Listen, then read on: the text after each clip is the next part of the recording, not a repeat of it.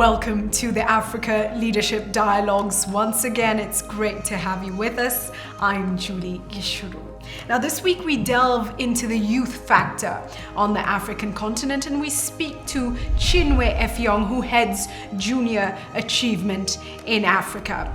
We also hear from you. And on Africa's Top 10 this week we feature the greatest strengths of the continent. It's very interesting. You certainly don't want to miss that.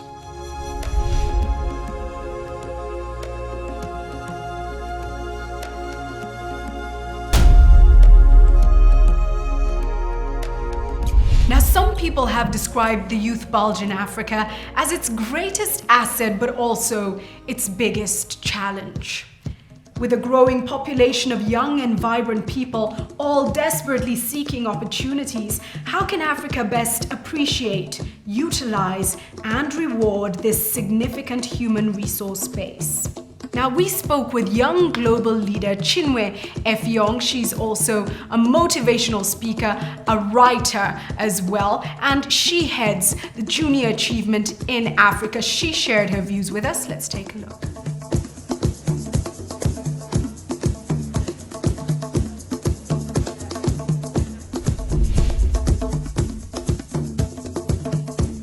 Chinwe, thank you so much for making time to be with us. Now, you're working with Junior Achievement, and everybody's talking about the youth bulge on Africa. To me, it is the greatest blessing of this continent, but it also is a threat if not managed properly, if they're not mentored and harnessed. So tell us about Junior Achievement. What are you doing with young people? Just to put in perspective this youth bulge issue, in sub-Saharan Africa, the total population of the continent is 1 billion, and sub-Saharan Africa is about 800 million. And out of this 800 million, 62% are under the age of 24. That's about 500 million. And then 45 or so percent of that number is either out of school or unemployed. So you can imagine the magnitude of the issue. And these are young people who are currently 15, 24. In 10 years, they're going to be 25, 34. They're going to be the ones leading the nation. They're going to be the ones in the economic sector. They're going to be the parents and the teachers. And if we haven't instilled the right skills and the right values and the right capabilities, if they haven't been equipped to take on the leadership role, then the continent is in trouble. So as you said, it is a threat. Is a threat for potential crisis, but it's an enormous opportunity. Because if we could just focus, rather than the short-term emphasis on blowing out fires and crisis management, think a little bit more strategic about the future of the continent. And I mean, both you and I are mothers, and you know your children, you're thinking about their immediate needs, okay? They need clothes, they need food, they need shelter, but you're also thinking about their education. 10 years down the line, 20 years down the line, what's their future like? What do I need to do now to invest in a stable future for them? So that's what Junior Achievement does. We're focusing on young people as the critical mass of leadership for the future. Research has shown that 95% of all learning occurs between birth and age 11. So you can imagine all the bachelors and the masters and the PhDs, only 5% of learning. So if we miss them at that very young age, we've missed them. And I was looking at some of the statistics around the percent of GDP that goes to education. And in some countries, it looks very high. In the US, in North America and Canada, it's about 5 point something percent. In most of Africa, the average in Africa is about 5%, so that's not bad. In Burundi, it's actually as high as 8.3%. But if you go behind those numbers, the bulk of those funds are dedicated to tertiary education. And so that's why you see the young people coming out of primary school, coming out of secondary school, and still don't have the basic skills to get a job or to start some kind of enterprise. So Junior Achievement is 92 years old. We've been around since World War I, started in the US as an after-school program after the economic devastation of the war. It was a way to revive the economy by focusing on young people. Became very popular and then started to become mainstreamed in the curriculum, K through 12 curriculum. Around 1955, the concept went international. So I think it started with JA Europe, And now we have JA in over 120 countries in 6 regions. JA Africa, the first country to start implementing programs in Africa was South Africa, and that was about 31 years ago. And now we're currently in 18 countries across every major region of the continent, and we're doing some exciting things. We have programs from primary, middle school, secondary, and now we're moving into out of school. You don't need a Harvard business degree. And with all due respect to people who have gotten an MBA, but in a situation of crisis, you have to be innovative. There's a sense of immediacy and urgency. So you don't really need to go to business school to start generating income. Let's talk about young people generally. And there's almost a feeling that opportunity hasn't been provided for them, but there's the other argument that opportunity does not present itself to you. You must seek and create your own opportunities. What would you say to that? I would say, Julie, that we're all products of our upbringing. And a child, there's a whole argument about nurture and nature. Do you just naturally come with the skills and the talents and just make it? Or is there a necessary part of that nurturing that helps you? And I'll use myself as an example. I was born in Nigeria during a civil war. And at the age of 3, I left. In fact, my mother and older brother and I left on a relief plane, cargo plane from Lisbon, and eventually went to New York and became US citizens. And I had the benefit of a good education. But I've been back many times. I've gone to my village in Nigeria, and I've seen some of my cousins who share the same roots and origins with me, but because they did not have the exposure that I had, their life paths have gone in different directions. So, do they have the potential in them? Yes, I think they do. But that potential was never developed. And you look at our educational system, and some are better than others, but our educational system and even our culture does not train our young people to be critical thinkers, to be innovative, to be analytical, to be problem solvers. It's all rote. We teach them, first of all, from home, we teach them to be quiet. Okay? When elders are speaking, you don't speak. That is shaping the psyche of our young people. And then they go to school, and they're being taught subjects, and they're being taught to pass exams. They're not being given the skills that they really need to survive. They're cramming for exams rather than learning and gaining knowledge. Exactly. That's the foundation that they have. So it's not surprising then that they graduate from secondary school or even from university, and they're looking for a job. It's the furthest thing from the average African youth to start something on their own. How? Why? Why should I do that when I can get a job in the ministry, or I can, preferably an NGO or an international organization?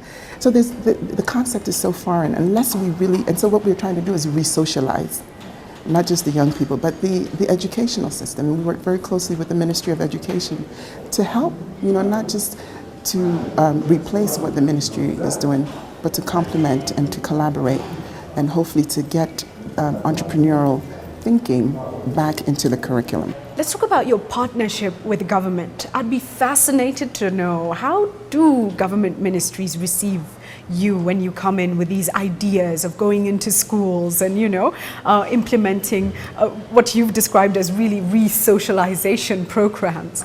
How is it working with governments?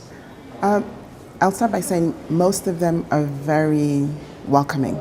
They give you audience, you have the meeting, wonderful ideas, the synergies are easily identified, but the problem is in the follow-up, in the follow-through. And so as soon as you leave, it's like back to business as usual. So the onus is on us to continue a sustained conversation with them, because they're busy, they have priorities that they've already set, and also the other responsibility we have is to make sure that what we are introducing fits into their plan and their priorities. So it's not like a parallel system. We have to make the connection very clear to them. And usually, once that's done, they run with it. And in several countries now, we have signed MOUs with the Ministry of Education allowing us to have our programs in all schools in that country. Give us an example of a country where this is working very effectively. It could be a case study for the rest of Africa. Honestly, I think there are several, but my first choice would be Botswana. The permanent secretary in Botswana is just unbelievable, dynamic. She gets it. She gets it. And just recently, I think it was last night, I got an email, them following up on something we talked about. You couldn't believe it. I was like, you know, exactly. They were asking our executive director there, what happened to this proposal that we're supposed to get? They want to sponsor the annual competition we're having next year in Botswana. So, I mean, this is a government that's really proactive. And they have signed an MOU with JA, open-ended. You can access all the schools. There's an parastatal called BOTA, the Botswanan Training Authority. I think that's correct. They endorse all curriculum for vocational education or in school. They have taken our staff through the process of accreditation to make sure that we are situated squarely into the system and can partner with anyone. So that is definitely a good practice, if not a best practice. Yeah. Stay with the Africa Leadership Dialogues.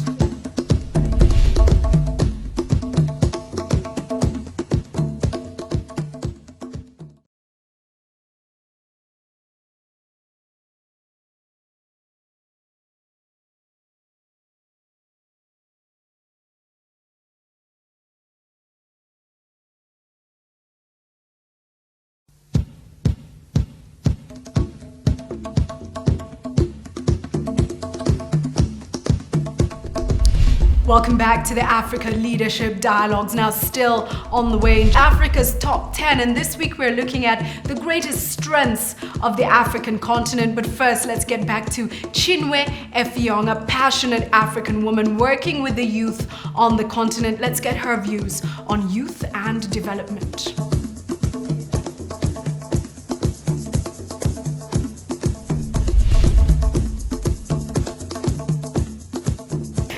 When you look at Africa,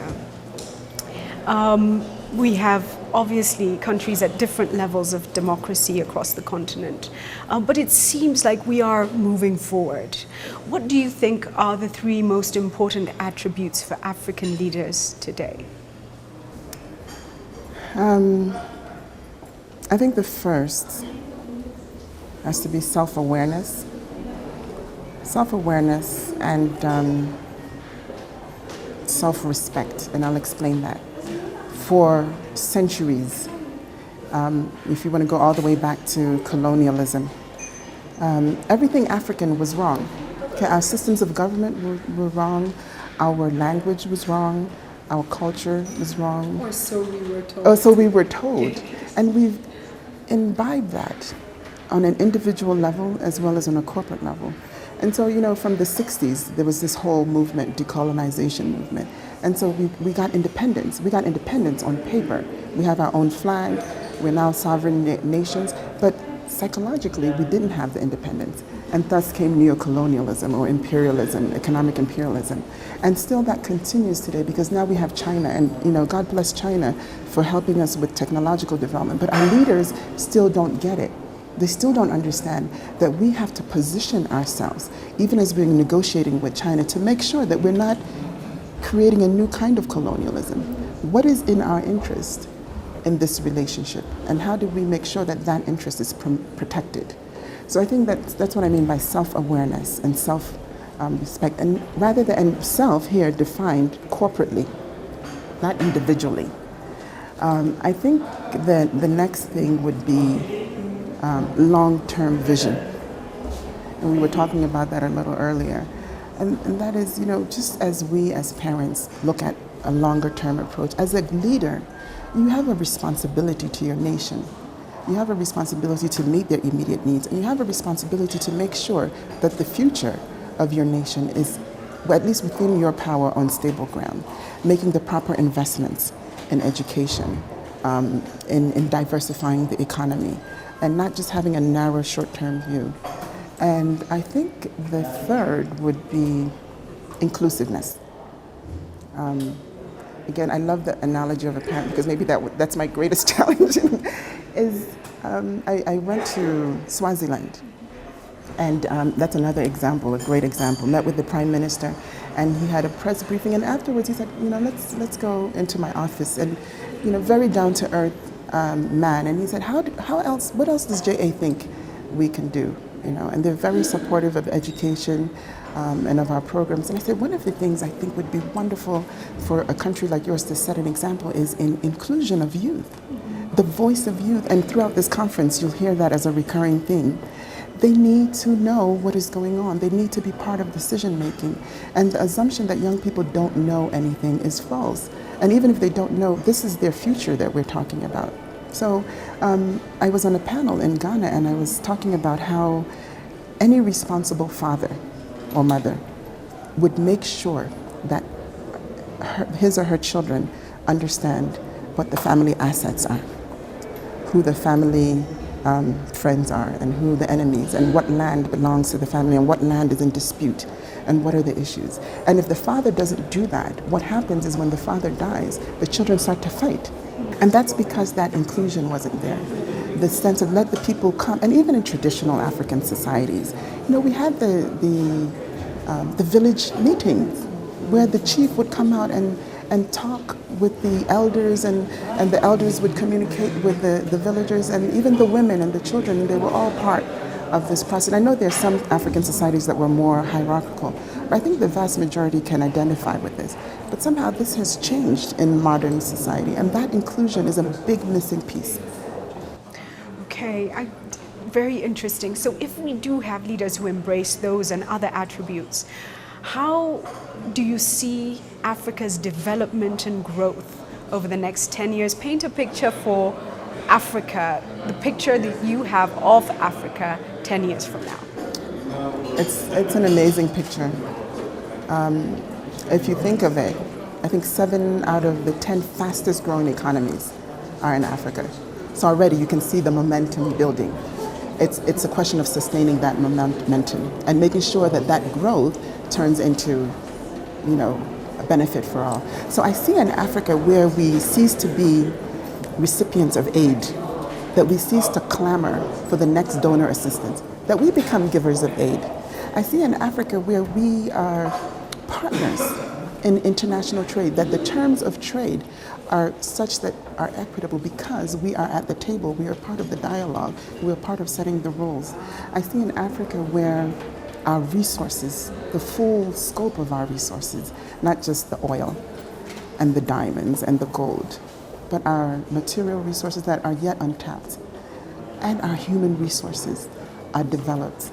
I see an Africa where our young people are not lining up at the embassies in the hundreds to get visas. I see an Africa where people are lining up at our embassies to come here. I see an Africa where our young people are not ashamed to say, I'm Nigerian or I'm Kenyan. I'm sorry, this is very emotional for me. I was in Washington and I was working at an organization called AfriCare, and a young girl was introduced to me. She's Nigerian, her name was Nigerian. And so they said, come meet Chinwe and she could be your mentor, and she was looking for an internship. So as soon as I saw her, I'm like, oh, Chinwe, I think that was her name. You're Nigerian. She said, no, I'm not Nigerian.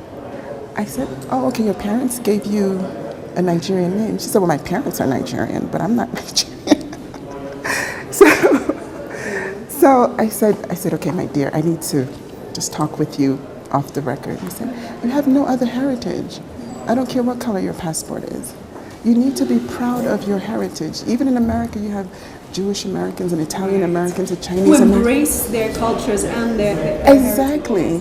So and that is a product of the way our nations have evolved, and of course also the kind of education and media negative images that have.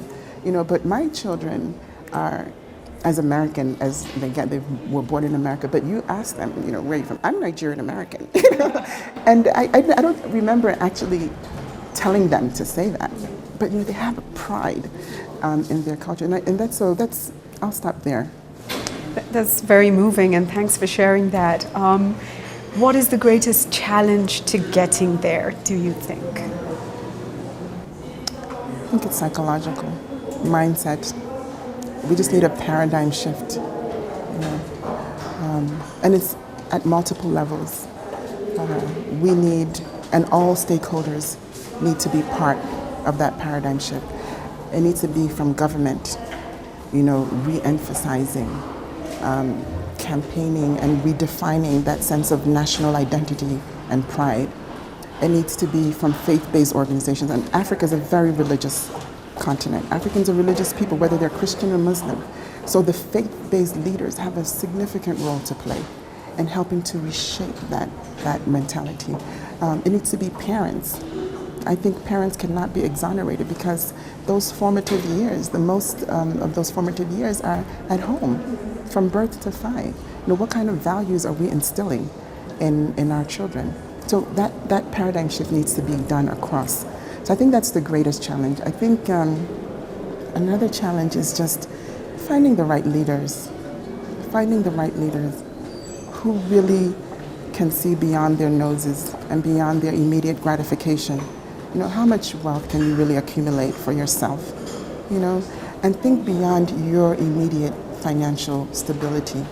And the whole nation, you have been given a responsibility and you have an opportunity to leave a legacy that will live far beyond the mansions and the nice cars. So what are you doing with that legacy? You know, visionary leaders. I think that's very critical. And I think education is really important. But I think all of that flows into the paradigm shift, you know, for people to really understand what is at stake here, and that's the future. With Africans watching, your thoughts, what message do you have for them? I think the best way to share that message is to share my own heart, and that is, I am so grateful to be an African. I'm an American citizen, but I'm an African. I see it as a thing of pride, but also as a responsibility. And I just want to encourage you to see your stay on this earth as a responsibility, as an assignment, and ask yourself at the end of every day, at the end of every year, when you do your New Year resolutions, what have I done to further the cause of this beautiful continent? And I speak not only to people of African descent, because there are many people, Europeans, Americans, Asians, all over the world, who have a passion for Africa. In fact, in many instances, a passion greater than Africans themselves, you know, who want to help, who want to do the right thing. And I just want to encourage you that in spite of the obstacles, in spite of the contradictions and conflicts, keep at it, because you're leaving a legacy that will live far beyond you. Thank you. Thank you so much. See it as an assignment. And at the end of every day, ask yourself, what have I achieved today for the continent and, of course, for yourself? Ultimately, it's an investment in each and every one of us. Chinwe, it's been a pleasure. Thank you so much. Stay with the Africa Leadership Dialogues.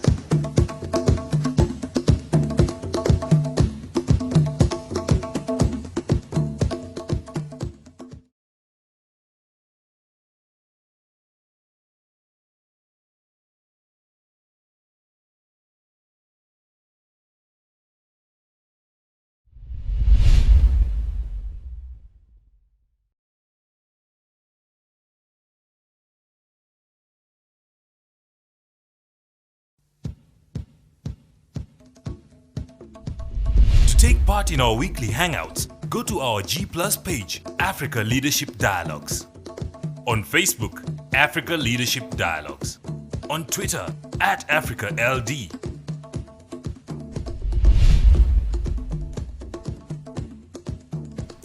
And now, Africa's top 10. This week we look at the greatest strengths of the African continent. What are they? At number 10 is the wind of change, once again sweeping across the continent and changing the African narrative from the dark continent of doom and gloom to the resource-rich land of opportunity. At number 9 is education. Africa is registering improved levels of education which help catalyze development across the continent. At number 8 is the significant growth potential best illustrated by the mobile revolution on the African continent. Number 7 is the strategic positioning of the continent, which sees Africa straddle time zones across Asia, Europe, and the United States of America. Number 6 is the proximity and close links to the large European Union market. At number 5, we have the large tourism market with diverse offerings of beach and safari, forest and city, desert and mountain holidays, as well as ecotourism and much more. Number 4 is the significantly large emerging consumer market on the African continent. And standing at number 3 is the highly competitive cost base. Number 2 is the large labor force. This offers a significant human resource base. And at number 1, we have the highly sought after natural resources on the African continent. And there you have Africa's top 10 strengths.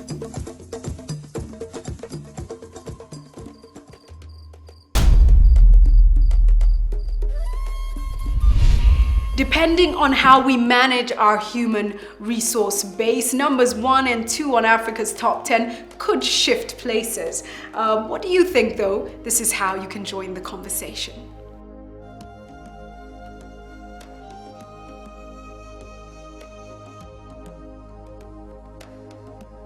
Oboge Magara Jr. says, "This is an exciting time to be a young African man or woman preparing for life and career ahead. This is a time for change for our continent. The past 20 years have seen a remarkable growth in the African middle class. Access to technology is helping bridge previously stubborn barriers to education, financial services, and info. Now is the time for Africans to take charge of our destinies and show the world what we are capable of."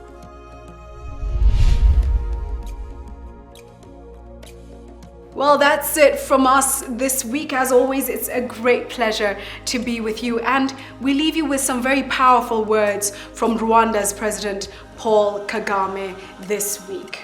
He said, "We cannot turn the clock back, nor can we undo the harm caused, but we have the power to determine the future and to ensure that what happened never happens again."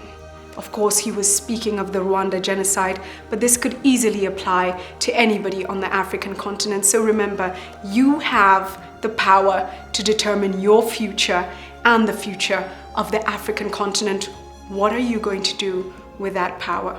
Blessings to you and blessings to Africa as well. I'm Julie Gichuru and I look forward to being with you again next week.